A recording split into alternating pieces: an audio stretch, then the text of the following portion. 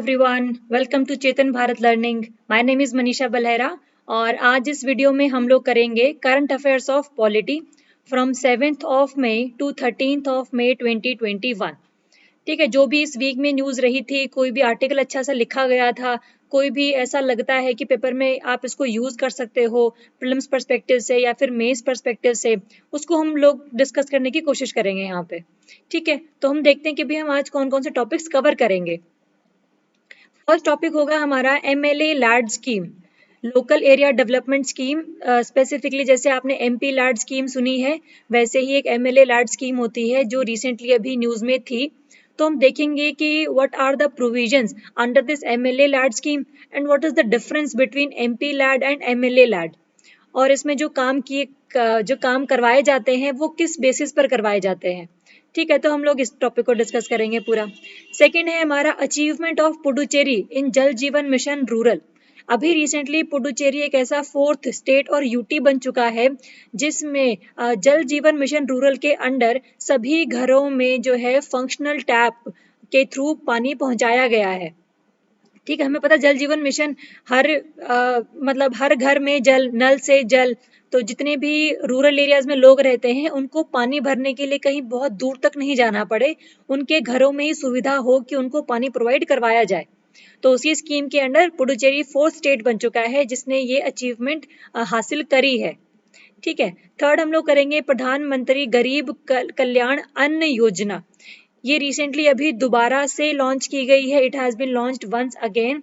पिछले साल भी लॉकडाउन के टाइम पर अप्रैल में ये लॉन्च की गई थी। तो हम देखेंगे कि भाई इस स्कीम का बेसिकली ऑब्जेक्टिव क्या है and how it is different from the scheme जो पिछले 2020 में लॉन्च की गई थी। ठीक है, नेक्स्ट है आपका वैक्सीन हेजिटेंसी। अभी रिसेंटली कई सारी गवर्नमेंट्स जो हैं ये ट्राई कर रही हैं कि भाई उनके जितनी पॉपुलेशन हैं उनको वैक्सीनेशन प्रोवाइड करवाई जाए। कई लोग ऐसे हैं जो भी वैक्सीन लगवाने के लिए हल्का सा झिझक रहे हैं कि भाई whether they should be vaccinated और नॉट। ठीक है, तो उस हेजिटेंसी को तोड़ने के लिए क्या प्रोविजंस किसी सरकार ने लिए हैं वो हम लोग इसमें डिस्कस करेंगे, और ये बेसिकली न्यूज़ में क्यों रहा था। ठीक है, फिफ्थ हम लोग करेंगे FCRA amendments, foreign contribution regulation act amendments and its effect on NGOs। अभी रिसेंटली एक NGO ने दिल्ली हाईकोर्ट में पिटीशन फाइल करी है कि जो ये FCRA में अमेंडमेंट किया गया था 2020 में, इसकी वजह से वो लोग अपना काम ठीक से नहीं कर पा रहे हैं। तो हम देखेंगे कि भाई बेसिकली FCRA जो ओरिजिनल एक्ट है, FCRA 2010 ओरिजिनल एक्ट के क्या प्रोविजंस हैं और क्या बेसिकली अमेंडमेंट्स हैं। ठीक है, तो ये पांचों टॉपिक्स करेंगे हम लोग डिस्कस डिटेल में। तो शुरू करते हैं हमारे पहले टॉपिक के साथ में जो है MLA लैड स्कीम। ठीक है, तो न्यूज़ में ये इसलिए था क्योंकि रिसेंटली अभी राजस्थान गवर्नमेंट ने अपने जितने भी MLA लैड स्कीम के अंडर हर एक MLA को जो वो 2.25 करोड़ रुपीस देते थे, अब वो कितने देंगे? अब वो 5 करोड़ रुपीस देंगे। ठीक है, तो इसलिए न्यूज़ में था। और ये पैसे बढ़ाए क्यों गए हैं? Because to increase the pace of the vaccination for the 18 to 44 years के जो एज ग्रुप है उसके लिए। ठीक है, तो हमें ये बेसिकली न्यूज़ में इसलिए पता होना चाहिए। अगर आप कभी भी कोई आंसर लिख रहे हो, उसमें अगर आपको बताना है कि भाई how the different strategies are being adopted by the governments to vaccinate the people of India, तो उसमें आप ये भी डिस्कस कर सकते हो कि भाई रिसेंटली सभी स्टेट गवर्नमेंट्स ने इस ऑब्जेक्टिव को पूरा करने के लिए अपने MLA लैड स्कीम में जो फंड ये लोग MLAs को प्रोवाइड करते हैं उसको बढ़ा दिया है। ठीक है, एग्जाम्पल आप राजस्थान का लिख सकते हो उसमें।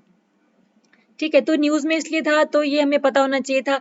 अब इसके पीछे का जो बेसिक कंसेप्ट है कि what is the MLA LAD scheme, और ये MLA लैड फंड कौन सा है, कहाँ से इसमें पैसे आते हैं, कौन इसको रेगुलेट करता है, इसमें से पैसे कैसे निकाले जाते हैं, है ना, तो वो सब इसमें हम लोग देखेंगे। बट आपको कम से कम न्यूज़ पता होनी चाहिए कि भाई ये इसलिए काफ़ी ज़्यादा चर्चा में रहा है।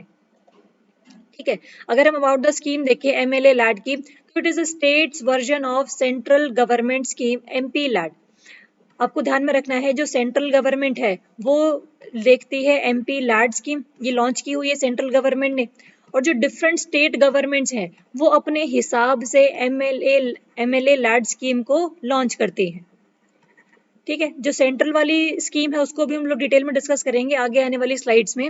हम स्टेट्स वाली देख लेते हैं कि भाई जो एमएलए लैड स्कीम है बेसिकली है क्या। देखो नाम से तो वैसे भी क्लियर है ये कि एमएलए लैड स्कीम है, MLA local area development fund. ठीक है, तो इस स्कीम के अंदर क्या होता है, जो फंड है हर एक एमएलए को अलॉट किया जाता है, जिस भी वो कॉन्स्टिट्यूएंसी से जीता हुआ है ना। अगर मान लो कोई भी एक एमएलए है from the x constituency, Rajasthan की ही बात कर लेते हैं। राजस्थान में एक एक्स कॉन्स्टिट्यूएंसी है जहां पर जो एमएलए है वो इसका मतलब एमएलए है इस एरिया का ये। तो सरकार क्या करती है, state government allocate the fund to the MLA, लेकिन ये एमएलए के अकाउंट में नहीं जा रहे हैं और ना ही इसके पब्लिक अकाउंट में जा रहे हैं। ये जो फंड है बेसिकली कहाँ जा रहा है, जिस एरिया का ये एमएलए है उस एरिया में डिफरेंट जो भी लोकल अथॉरिटीज हैं, है ना, जो भी स्कीम की इम्प्लीमेंटेशन के लिए काम करती हैं, फॉर एग्जांपल डिस्ट्रिक्ट कलेक्टर है ना, और अदर पंचायत हैं, तो उनको डायरेक्टली जाता है ये पैसा। ठीक है, तो ये बेसिकली एमएलए के अकाउंट में नहीं आ रहा है, ये जा कहाँ रहा है, उस लोकल अथॉरिटी के पास जिस एरिया का ये एमएलए है। इसका मतलब अभी जो है स्टेट राजस्थान गवर्नमेंट 5 करोड़ जो रुपीज है वो डिफरेंट जितनी भी अथॉरिटीज हैं उनको प्रोवाइड करेगी, बट ये एमएलए के अकाउंट में नहीं जा रहे हैं। इसका नाम एमएलए बेसिकली इसलिए रखा गया है क्योंकि MLA can recommend the work, he can recommend the work of 5 crore. 5 crore तक का जो काम है वो एमएलए रिकमेंड कर सकता है टू दी लोकल अथॉरिटीज कि भाई ये काम करवाओ, ये काम करवाओ। ठीक है, तो इसका काम सिर्फ रिकमेंडेशन का ही है, जो इम्प्लीमेंटेशन है और जो फंड आता है वो सिर्फ district collector, panchayat and other bodies, है ना, वहां पर चला जाता है सीधा। ठीक बात है। और इसमें जो पैसा आता है वो किसके लिए यूज होता है, it is basically to create the local need based infrastructure. जितना भी नीड बेस्ड इंफ्रास्ट्रक्चर है ना, जैसे फॉर एग्जांपल रोड्स हैं, स्कूल्स हैं, हॉस्पिटल्स हैं, तो वो सब क्रिएट करने के लिए पैसा लगाया जाता है। To create the assets of public utility, toilets बनाना, है ना, डिफरेंट काइंड ऑफ और पब्लिक गुड्स, सड़कों पर जो है स्ट्रीट लाइट्स लगवाना, तो ये सारे जो काम है these are the assets of public utility, जिसका पब्लिक यूटिलाइजेशन करती है। And to remove the regional imbalances in the development, अगर ये कोई एक एरिया है जहां पर एक पार्ट तो बहुत ज्यादा डेवलप्ड है, यहाँ पर इंडस्ट्रीज भी हैं, यहाँ पर सभी लोगों को एम्प्लॉयमेंट भी मिली हुई है, लेकिन यहाँ वाले जो एरिया वाले लोग हैं वो इतने डेवलप्ड नहीं है क्योंकि इंडस्ट्री नहीं है, तो इस वजह से इकोनॉमिक कंडीशंस भी उनकी अच्छी नहीं है। तो ऐसे रीजनल इम्बैलेंस को खत्म करने के लिए भी जो एमएलए लैड का पैसा लगाया जाता है स्पेसिफिकली इन दिस एरिया जहां पर ज्यादा डेवलपमेंट अभी तक नहीं हुई है।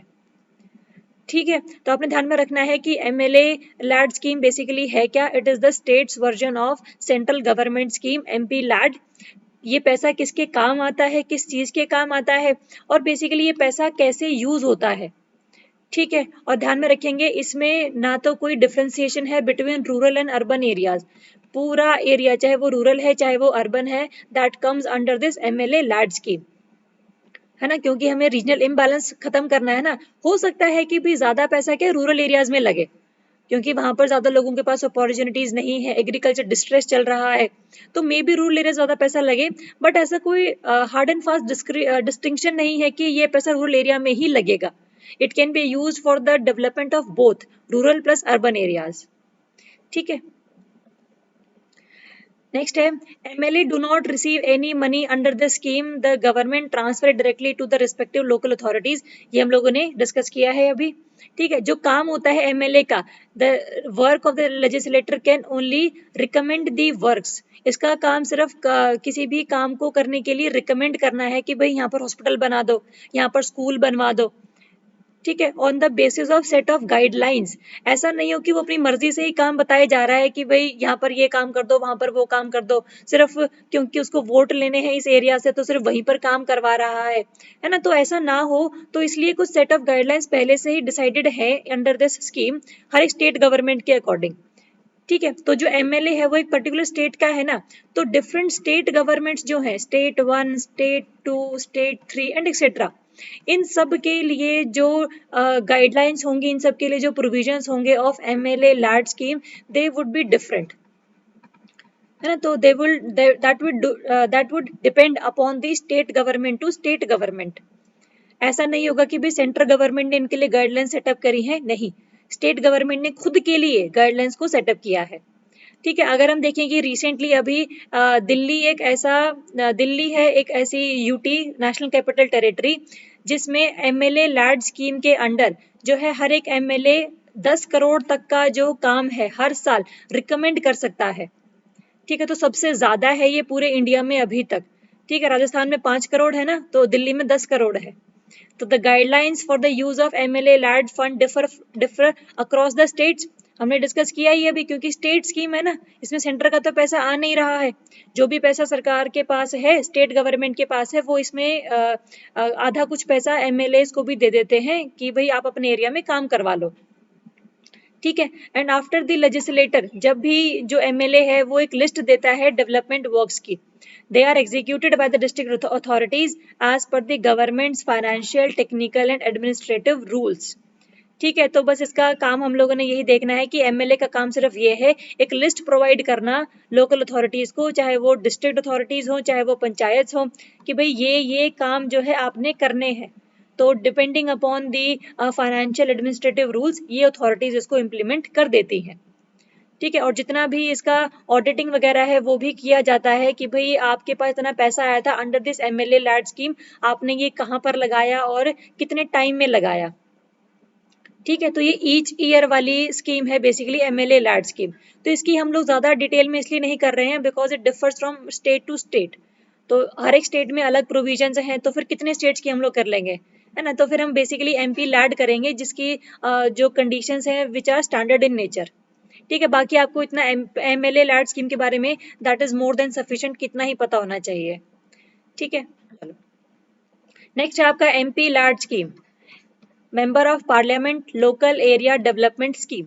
इसके अंदर आपका MP लैड फंड है जिसमें हर एक MP के लिए पैसा आता है, हर एक MP को इससे पैसा जाता है बेसिकली, है ना। और वो सिर्फ MP को नहीं जा रहा है, वो वहां की अथॉरिटीज को जा रहा है, जैसे MLA लैड स्कीम थी। ठीक है, तो हम देखते हैं कि MP लैड स्कीम बेसिकली क्या है। It is a central sector scheme. इसका मतलब 100% जो फंडिंग है that would be given by the central government. कोई भी पैसा स्टेट गवर्नमेंट नहीं दे रही है, all the funding is provided by the central government. अगर हम देखें it was announced in the 1993, ये इंपॉर्टेंट ईयर है, और स्टार्टिंग में it was under the ministry of rural development, but recently अभी इसको चेंज कर दिया गया है। रिसेंटली नहीं, 1994 में ही चेंज कर दिया गया था, ट्रांसफर कर दिया गया था इसको MOSPI पे, ministry of statistics and programme implementation. तो अभी के हिसाब से आपने ध्यान रखना है MP लैड स्कीम कौन सी मिनिस्ट्री के अंडर आता है, that comes under this MOSPI ministry. ठीक है, MP लैड स्कीम में बेसिकली होता क्या है, इसमें हर एक MP को 5 करोड़ अलॉट होते हैं। जैसे राजस्थान में भी 5 करोड़ था, MLA लैड स्कीम थी, लेकिन वो तो यहाँ पर भी हर एक MP को 5 करोड़ एलोकेट किए जाते हैं in the 2 installments of 2.5 crore and 2.5 crore. ठीक है, and which are non lapsable. Non lapsable का मतलब होता है, जैसे होता है ना कि आपको कोई पैसा 1 साल के लिए दिया गया है, मान लो इसमें 5 करोड़ रुपीज हैं, ये आपको 2019 अप्रैल से 2020 मार्च तक खर्च करना है सारा का सारा। लेकिन मान लो 2020 मार्च तक ये खत्म नहीं हो पाया, आपने सिर्फ 4 करोड़ रुपए ही लगाए, है ना, तो 1 करोड़ तो बच गया। तो ऐसा नहीं होगा कि जो 1 करोड़ है वो दोबारा से सेंट्रल गवर्नमेंट के पास चला जाएगा, है ना। तो अथॉरिटीज के पास जो पैसा आया है वो जरूरी नहीं है कि आपने सारा लगाना है, लेकिन कोशिश ये करनी है कि भी 5 करोड़ का काम तो आप कम से कम करो उस एरिया में 1 साल में, क्योंकि 5 करोड़ कुछ नहीं होते। कि अगर किसी एरिया में अगर आपने डेवलपमेंट करनी है, रोड्स बनाने हैं, हॉस्पिटल्स बनाना है, स्कूल्स खोलने हैं, तो फिर 5 करोड़ कुछ नहीं होते। ठीक है, लेकिन फिर भी अगर आपने सिर्फ 4 करोड़ ही यूज किए हैं तो फिर ये दोबारा पैसा सरकार के पास नहीं चला जाएगा, वो अथॉरिटीज के पास ही रहेगा, जो है ये अगले साल कैरी फॉरवर्ड कर लिया जाएगा। It would be carry forward to the next year. ठीक है, तो this is the meaning of non lapsable. Lapsable का मतलब होता है कि लैप्स कर गया, अगर 1 साल में नहीं यूज किया तो लैप्स हो गया। लेकिन नॉन लैप्सेबल मतलब अगर एक साल में नहीं भी यूज किया है तो अगले साल उसको कैरी फॉरवर्ड कर लिया जाएगा। तो अगले साल क्या है, 5 करोड़ तो वैसे ही आएंगे प्लस 1 करोड़ पहले का बचा हुआ था। तो now you have 6 crore to implement in the next year starting from April 2020 to March 2021, अगर हम इस एग्जाम्पल के हिसाब से चलें तो। ठीक है, तो ये कुछ चीजें हैं जो आपको एमपी लैड के बारे में हल्की सी पता होनी चाहिए। अगर हम देखें कि what is the objective of this MP LAD scheme, है ना, तो हम देखते हैं कि भाई कौन कौन सा जो एमपी है, क्योंकि एमपी तो लोकसभा को वाले को भी बोलते हैं, राज्यसभा वाले को भी बोलते हैं, इलेक्टेड वाले को भी बोलते हैं और नॉमिनेटेड वाले को भी बोलते हैं, है ना। तो ये तो हमें पता ही है, इसमें भी राज्यसभा में भी इलेक्टेड प्लस नॉमिनेटेड दोनों तरीके के मेंबर्स होते हैं। तो कौन सा एमपी कौन से काम रिकमेंड कर सकता है और कहाँ पर रिकमेंड कर सकता है, ये तो फॉर श्योर है कि हर एक एमपी को 5 करोड़ रुपीस मिलेंगे हर साल to recommend the developmental works. जो लोकसभा के मेंबर्स हैं, जो लोकसभा के एमपी हैं, they can recommend works of development with in their constituency. जिस कॉन्स्टिट्यूएंसी से वो जीते हैं सिर्फ उसी एरिया में ही वो लोग डेवलपमेंट वर्क्स को रिकमेंड कर सकते हैं टू दी अथॉरिटीज।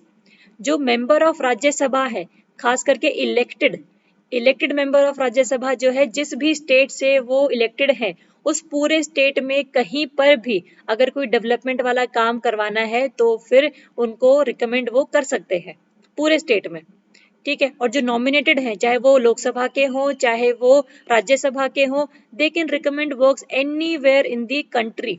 पूरी कंट्री में कहीं पर भी अगर उनको लगता है कि भाई यहाँ पर एमपी लैड फंड का जो पैसा है वो यूज करा जा सकता है तो वो लोग इसको यूज कर लेते हैं। ठीक है, तो आपने ध्यान में रखना है सभी एमपी को 5 करोड़ रुपीस भले ही मिलते हैं, लेकिन किस एरिया में लगाना है that depends upon case to case basis. Lok Sabha के इलेक्टेड जो होंगे वो सिर्फ उसी एरिया में लगाएंगे जहां से वो जीते हैं, जिस कॉन्स्टिट्यूएंसी से वो जीते हैं।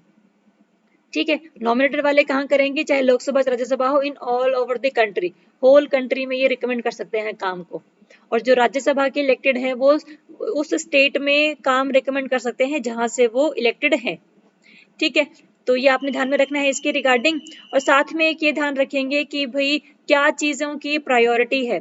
प्रायोरिटी इसकी ये है कि भाई national priority drinking water, primary education, public health, sanitation and roads. ठीक है, इन सब के लिए तो स्पेसिफिकली जो है काम करना ही है under this MP LAD scheme. और रिसेंटली ये न्यूज में भी था पिछले साल, क्योंकि पिछले साल सरकार ने एमपी लैड फंड में से जो 5 करोड़ रुपए देने थे हर एक एमपी को, उसको सस्पेंड कर दिया गया था फॉर दी 2020-21 एंड 2021-22, 2 साल के लिए इसको सस्पेंड कर दिया गया था, क्योंकि कोरोना के चलते सरकार के पास इतने पैसे नहीं थे कि भाई वो हर एक एमपी को 5 करोड़ रुपीस दे सके एक साल के लिए, जहां पर वो अपने एरिया में डेवलपमेंटल वर्क कर सके। ठीक है, लेकिन कई सारे लोगों ने ये भी कहा कि भाई ये सबसे बेस्ट अपॉर्चुनिटी थी जहां पर आप अपने एमपीज को 5 करोड़ रुपीस देते और वहां पर जितने भी वो हॉस्पिटल्स बनवाना चाहते थे हॉस्पिटल्स बन जाते, अब लोगों को वैक्सीनेट जो है वो लोग कर सकते थे इस पैसे को लेकर, है ना। तो ये सब चीजें जो है वो इस फंड के अकॉर्डिंग की जा सकती थी, तो इसका that was the judicious use. लेकिन सरकार ने ये दिखाते हुए कि भी उसके पास पैसे नहीं है, तो उस बेसिस पर सभी एमपीज के जो फंड थे वो जो है 2 साल के लिए सस्पेंड कर दिए थे, है ना। क्योंकि उस टाइम पर काफी ज्यादा चीजें ऐसी भी चल रही थी कि ज्यादा पैसा जो है हेल्थ में लगाना था, that was under the kind of responsibility of central government की कोरोना की महामारी से बचाया जाए सभी लोगों को, है ना। तो वैसे कुछ रीजंस थे जिसकी वजह से सस्पेंड कर दिया गया था, लेकिन that was a good opportunity कि भाई आप पैसे देकर अपने हर एक एरिया में वो एमपी एमएलएस काम करवा सकते थे और अकाउंटेबिलिटी को इंश्योर कर सकते थे कि भाई कितने हॉस्पिटल्स बने हैं या नहीं बने हैं। क्योंकि होता ये है ना कि भाई जो ग्राउंड रियलिटी में क्या चीजें हो रही हैं, ये अगर ये स्टेट गवर्नमेंट्स हैं, ये स्टेट गवर्नमेंट टू ये सेंट्रल गवर्नमेंट है, सेंट्रल गवर्नमेंट को तो ज्यादा नहीं पता होता कि भी ग्राउंड रियलिटी क्या है। कभी कभी चीजें ना छुप जाती हैं, अपनी इतनी सामने नहीं आती है। लेकिन जिस एरिया का वो एमएलए है या एमपी है, एमएलए की बात नहीं करते, एमपी की बात करते हैं, कि जिस एरिया का वो एमपी है तो फिर उसको ज्यादा पता है कि भाई उस एरिया में क्या सिस्टम है, क्योंकि वो रहे वहीं पे रहा है ना। क्योंकि उस एरिया से वो जीता है तो उसका रिस्पॉन्सिबिलिटी है कि उस एरिया में जितने भी काम हो, चाहे हॉस्पिटल के रिगार्डिंग हो, चाहे एजुकेशन के रिगार्डिंग हो, चाहे सैनिटेशन के रिगार्डिंग हो, तो उसका पूरा करना उसकी रिस्पॉन्सिबिलिटी है ठीक है, तो लोग कह रहे थे कि भाई, कई सारे एक्सपर्ट्स भी ये कह रहे थे कि that was a good opportunity जहां पर एमपी लैड का जो पैसा है वो ग्राउंड रियलिटी में यूज किया जा सकता था। ठीक है, बट स्टिल चलो, आपको इतना पता होना चाहिए कि भाई what is the difference between MLA LAD scheme and MP LAD scheme. पैसा कहाँ से आता है, कौन सा पैसा कौन रिकमेंड कर सकता है, कौन सा पैसा कहाँ यूज होगा, और जो चीजें न्यूज में है उसके साथ आप लोग इसको लिंक करके पढ़ेंगे। ठीक है, आपके लिए क्वेश्चन है, वीडियो को 1 मिनट के लिए पॉज कर देना और इस क्वेश्चन को अटेम्प्ट करना। ठीक है, ये स्पेसिफिकली एमपी लैड स्कीम के अंडर है। इसमें कुछ प्रोविजंस ऐसे हैं जो हम लोगों ने डिस्कस नहीं किए हैं, ये जानबूझ के नहीं डिस्कस किए हैं क्योंकि आई वांट कि भाई आप लोग एक बार इस पे थोड़ी सी रिसर्च खुद से करें और इस क्वेश्चन का आंसर मेरे को बताएं। ठीक है, तो ये आपने आपके लिए होमवर्क टाइप सा है, वीडियो को पॉज करके इसको अटेम्प्ट करने की कोशिश करना, और अगर गलत होता है तो फिर देखना कि भाई ये चीज गलत क्यों है। ठीक है, बाकी हम इसको अगली क्लास में डिस्कस करेंगे कि भाई इसका क्या आंसर था हर एक स्टेटमेंट वाइज। ठीक है, चलो। हाय, अगर आपको ये वीडियो पसंद आया और आप पूरा का पूरा लेक्चर देखना चाहते हैं then please enroll in our current affairs course. हमारे करंट अफेयर्स कोर्स में आपको फुल वीडियो लेक्चर, उसके साथ की पीडीएफ और वीकली टेस्ट भी मिलेंगे जो आपके प्रीलिम्स और मेंस दोनों की प्रैक्टिस करवा देंगे। कोर्स की जानकारी के लिए you can visit our website www.chetanbharat.com या नीचे दिए गए नंबर पे कॉल करके सारी डिटेल्स मांग लीजिए। So all the best.